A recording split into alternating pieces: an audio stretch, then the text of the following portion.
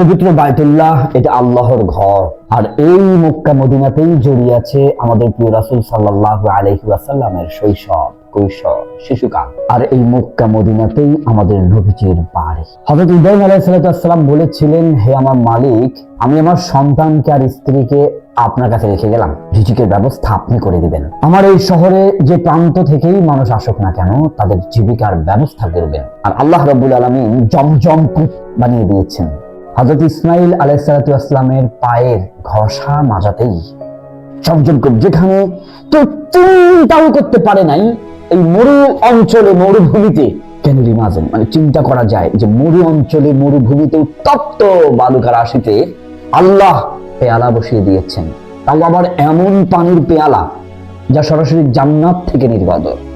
এই পানির সারা দুনিয়ার বিজ্ঞান একত্রিত হয়েও, দুনিয়ার সকল বায়োস্কোপ মেশিন, স্যাটেলাইট বসায়েও, দুনিয়ার সকল রকমের ম্যাগনেটিক গ্লাস বসায়েও আলহামদুলিল্লাহ জমজম পানির কোন রকমের কোন সাইড থেকে, তাহলে মুমিনরা একটু খেয়াল করবেন, আমার রব যদি চান, কুন ফায়াকুন, ন্যানো সেকেন্ডেরও আগে সময় উনি তার সবকিছু করতে পারেন।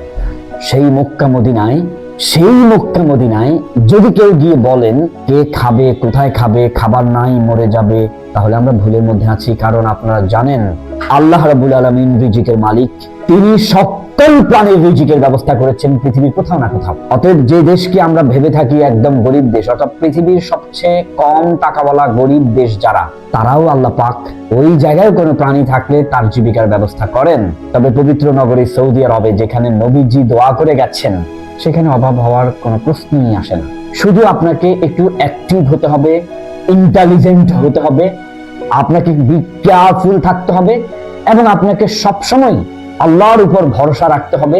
আর পরিশ্রমের ফল মিষ্টি। পরিশ্রম করতে হবে, ঘুমিয়ে থাকলে হবে না, কাজ জানতে হবে, একটা স্কিল থাকতে হবে। যারা সৌদিতে গেছেন ধৈর্য ধরেন, অপেক্ষা করেন, মন খারাপ করবেন না। কাগজ নেই, চাকরি নেই, হাত বাড়ান, দোয়া করেন, চেষ্টা করেন, এগিয়ে যান। যারা ধৈর্য ধরে আছে আলহামদুলিল্লাহ, আজ না হোক কাল তারা সাকসেস হয়েছে নেই এবং হয়েছে নেই। অতএব সৌদিতে যারা রয়েছেন, যে বা যার মাধ্যমে গিয়ে থাকেন, ধৈর্যের ফল সুমিষ্ট হয়, ধৈর্য ধরুন। হাবিব ট্রাভেলস থেকে যারা যেতে চান, আলহামদুলিল্লাহ হাবিব ট্রাভেলস থেকে যারা যান, ভালো আছেন সবাই, জীবিকার ব্যবস্থা হয়েছেন সবার। আপনারা যারা সৌদিতে যেতে চান 100% আগে ভিসা দেখবেন, চেক করবেন, তারপর আমাদেরকে পেমেন্ট করবেন। এইরকম সুযোগ খুব কম পাওয়া যায়, আর এই সুযোগটাকে হাতছাড়া করবেন না।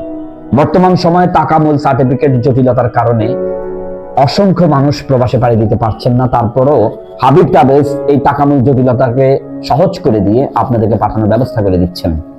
কিন্তু একটা সময় আসবে যারা টাকামূল সার্টিফিকেট, অর্থাৎ আপনার কাজের দক্ষতার সার্টিফিকেট থাকবে না, তাদের পক্ষে কঠিন হয়ে যাবে। তাই এখনই সময় হাবিব ট্রাভেলসে নিশ্চিন্ত মনে আসতে পারে। হাবিব ট্রাভেলসের কাছে কিছু প্রশ্ন আপনাদেরকে একে একে বলে দেয়া যাক। 1 নাম্বার, গেলে কি চাকরি করতে পারবো আমরা, বা কি কি কাজ আছে আপনাদের কাছে? মাদ্রাসা, মসজিদ, হাসপাতাল, ইউনিভার্সিটি, ওয়্যার হাউস, রাজমিস্ত্রি, রং মিস্ত্রি, কার মিস্ত্রি, প্লাম্বার, আবাসিক, hotel, restaurant, super shop, coffee shop, cafeteria, বাকালা। আপনি যেতে পারবেন পুলিশ স্টেশন, আদালত, তেলের পাম্প এবং প্রাইভেট কারও আসে যেতে পারবেন। আলহামদুলিল্লাহ একদমই কাজ জানা নাই, কোনো সমস্যা নাই। মার্কেট ক্লিন আছে, ইউনিভার্সিটি ক্লিন আছে, হাসপাতাল ক্লিন আছে, এগুলোতে যেতে পারবেন। আর যারা কাজ জানেন, যারা যোগ্য সম্পন্ন ব্যক্তি, শিক্ষিত ব্যক্তি, তাদের জন্য কোনো কিছুতেই বাধা হয়ে দাঁড়াবে না ইনশাআল্লাহ। সবচেয়ে বড় কথা হচ্ছে আপনার শক্তিকে কাজে লাগান, মেধাকে কাজে লাগান, আপনার কাজকে কাজে লাগান। অলসতা নয়, পরিশ্রম করতে থাকেন, আল্লাহ পাক রাস্তা খুলে দিবেন। দ্বিতীয় প্রশ্ন আপনাদের থেকে থাকে, কিভাবে যাব, কি কি যোগ্যতা লাগবে, মেডিকেল করার জন্য কি কি লাগবে? মেডিকেল করার জন্য পাসপোর্ট, ভোটার আইডি, 10 পিস ছবি, ব্যাকগ্রাউন্ড সাদা, পাসপোর্ট সাইজে, ল্যাব প্রিন্ট হতে হবে, এমনি কোনো প্রিন্টার থেকে নিয়ে আসলে হবে না। সাথে আপনার জাতীয় পরিচয়পত্র, আইডি কার্ডের ছবি রেখে দিবেন। আপনি যেখান থেকে যাবেন সেখানে প্রস্তুতি নিয়ে যাবেন, আলহামদুলিল্লাহ আপনার মেডিকেল হয়ে যাবে। মেডিকেল ফিট আসার পর কাজ থাকবে পুলিশ ক্লিয়ারেন্স। যে কোনো কম্পিউটার দোকান থেকে অ্যাপ্লাই করবেন। সেই অ্যাপ্লাই করার পর আপনি আপনার এলাকায় যাবেন, ওখান থেকে বলবেন আমি সৌদিতে যাব, আপনি ক্লিয়ারেন্স দিয়ে দিবে। আলহামদুলিল্লাহ আপনি সেটাও পেয়ে গেলেন। এরপরে থাকে পিঙ্গা। এলাকায় একটা পিঙ্গা দিবেন, 3 দিনের ট্রেনিং দিবেন, সেখানে আপনার কাগজপত্র ডকুমেন্টস সাবমিট করবেন।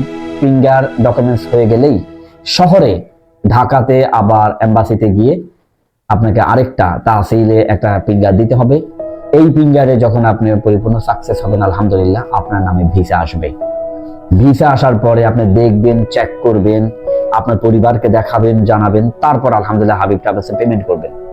এরপরে বাকি থাকে ম্যান পাওয়ার, অর্থাৎ এই দেশ ও দেশ, দুই দেশের সরকারের মধ্যে একটা কমিটমেন্ট, আবদ্ধতা থাকে, আমার ছেলেকে কষ্ট দিও না, তোমার হাতে তুলে দিলাম।